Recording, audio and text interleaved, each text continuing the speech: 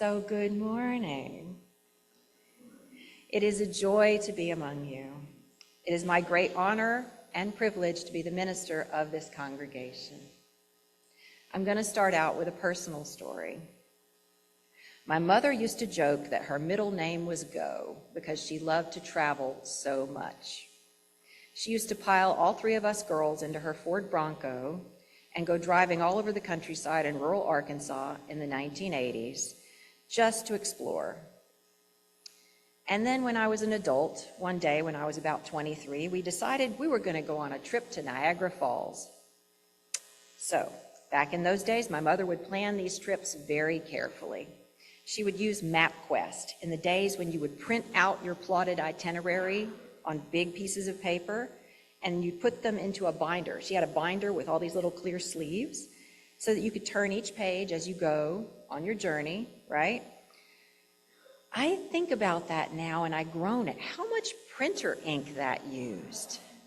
That was a lot of green ink, y'all. So we left on our journey with something like 14 hours of driving, according to the map. And that doesn't sound so bad, does it? But at that time, I was the parent of my first child. So remember, I was 23 and I had a 2.5-year-old. So the three of us hit the road. And when you travel with a toddler, time itself flips and flops and stops and starts. And I think you may know where this story is headed. My mama and I disagreed about where to stay the night. So we just switched drivers and kept going, with many stops for the bathroom or snacks or to change a diaper, and to find our way around a blocked road or construction. I remember having to stop at a convenience store to ask for directions more than once because internet on phones wasn't a thing yet. Didn't exist. Oops, didn't have that. So we argued many times that day, even over which one of us would ask for directions, because nobody wants to, right? That's not fun. Eventually, out of pure exhaustion, we ended up sleeping in a parking lot at a rest stop somewhere along the way. All three of us, me, my mother, and my little girl, were grumbly, argumentative, tired, miserable, uncomfortable, and very hot. Did I mention it was July when we did this? Today, after the service, we're going to edit the hard work that Ron and so many others of you did on the mission and vision statements. We're going to be working on that from 1 to about 2:30 today, and you can even go home and put your feet up and participate on Zoom like the other fine people listening. I think it's going to be a great, great experience for all of us.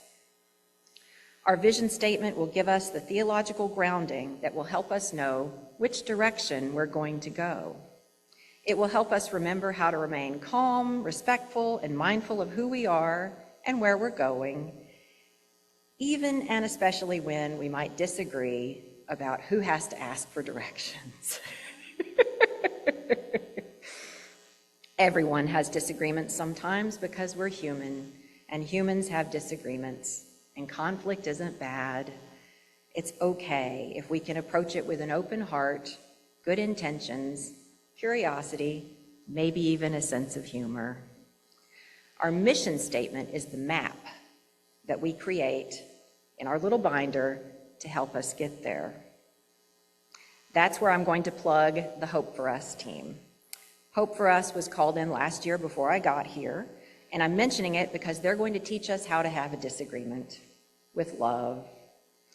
They have sent us an intake form that I hope everybody can fill out, and if you want it, email me, I'll send it to you. I'm pretty sure it's also gone out from Ruth, and I would love to talk to you about it if you have any questions. Do you remember the first time that you found or heard of or began discussing Unitarian Universalism? Perhaps you're one of the fortunate ones who were raised in this faith. For me, my inkling of this would have been when I was a teenager and I first attended a Methodist church with my mother and sisters every Sunday. I'd always been deeply troubled by some aspects of our theology in my youth, imagining this deity that everybody referred to with masculine pronouns, who sat up on a cloud, right, and judged us all the time. A God who had the ultimate authority to send us to burn in hell for all eternity or let us in through the pearly gates. So one day when I was about 16, my mother said to me she'd heard there was a church in England where they referred to God with feminine pronouns. I was fascinated. Neither of us had ever heard of a Unitarian Universalist church before. So that was my first inkling right then. And when I found one in the wild, I began attending in my early 20s, about the time I went on that trip with my mom, actually. And it was in that same church that I first became called to ministry in 2001. Today, we just heard the Dr. Seuss classic, "Oh, the Places You'll Go." And in the book, the author is speaking to someone who is at the beginning of a journey, and it could be any journey, right? They're launching out into the world. They're excited. They're not sure what they want to do or where they want to go. They're going to face challenges. Like the character in the story, each of us have our own history of love and loss, tragedy and triumph, and collectively, a lot of us do too, as a group or individually. And I'm sure that there are a lot of stories that people could tell me about things that have happened here at UUFBR, and since I'm so new, I would love to hear them. Please contact me. I'd love to talk to you. I'm really excited about our meeting this afternoon and all the hard work y'all have put in. This is a momentous day of great importance because when churches don't have a coherent, concise, easily articulated mission and vision, it's kind of like being a ship with no rudder. There's just not sure where you're going to go, right? So it's vital that we have a shared sense of meaning and purpose, that we know who we are, where we're going, thank you for the song, Marina, and why we're here, what it is that we're doing this for. It's wonderful to get together on Sunday. I love seeing everybody's faces. I love catching up on your lives. And that's not all we are. There's so much more to us than that. We are Unitarian Universalists with a long, rich, and storied history, with real, challenging, deep, meaningful theology. Ours is a theology that makes me want to get out of bed every morning, a theology that challenges me to love, even when I'd really rather not, a theology that pushes me to have compassion in our world when it would be easier to look away. Ours is a theology that gives me a reason to reach out to our siblings who may or may not be non-binary or transgender, a reason to talk to our neighbors who might be very different than us, could be someone we perceive to be different, or maybe not. It gives us a sense of urgency with regards to doing justice work.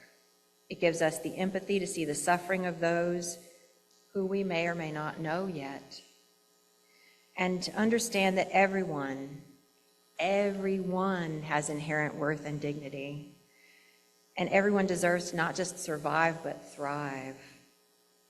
A rigorous faith like Unitarian Universalism forces us to look at ourselves, to wonder, what part do we play? Where are we going? What are we doing as a fellowship? What are we doing to change the status quo? What are we doing to make things better? How are we living our values in the world? I could go on and on about our theology and what it pushes us to do, but I've got 6-figure student loans that prove I can do that. Y'all don't need to hear all that today.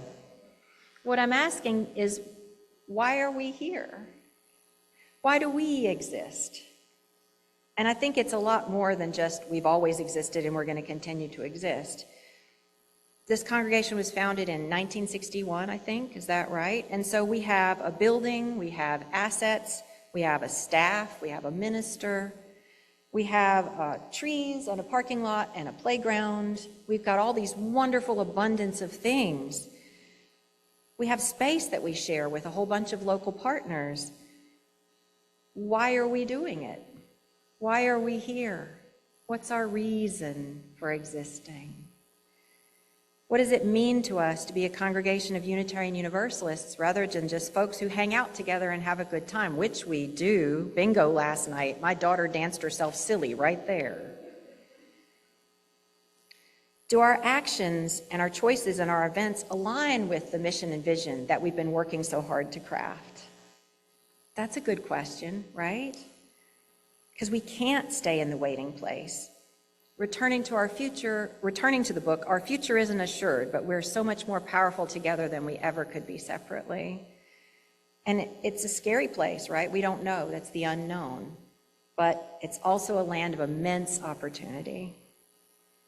And we are not meant for the waiting place, because the world is calling to us now with what Reverend Dr. Martin Luther King called the fierce urgency of now. Yeah, we got a fierce urgency of now going on for sure. The waiting place is nowhere for us as people of faith. We cannot wait for a more perfect time. The time is now. And we aren't alone, even though the book says we are. I know it says that, but we're not alone. It may feel like we are, but we've got other congregations in the area that we can talk to. We've got the UUA that has a vast resource of abundance, a vast abundance of resources that we can pull upon. And because we aren't alone, we can face whatever monsters like the hack and cracks that might pop up, right? Because not only do we have each other, we have the support and the resources that we can reach to ask for help. And because we are a congregation, we're a collective, we're a team. We take action in our church, our community, and our world because we are a we. And that's really important. That's why I joined a Unitarian Universalist church. That's why we're here together, because we're a we. And we could feel some fear or anxiety, but feeling the fear and doing it anyway, as in the Susan Jeffers quote, is the very definition of courage. Today we're finalizing our vision statement, which should be a profession of who we are, what we want to become in the next 5 to 10 years, where we're going, and our mission statement, which should be our marching orders, our map for how to get there.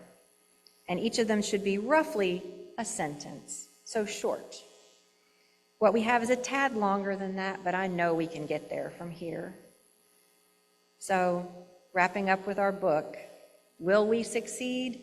98.75% guaranteed. We've got this. I love y'all so much. Let's do this thing. Amen, Ashe, and blessed be.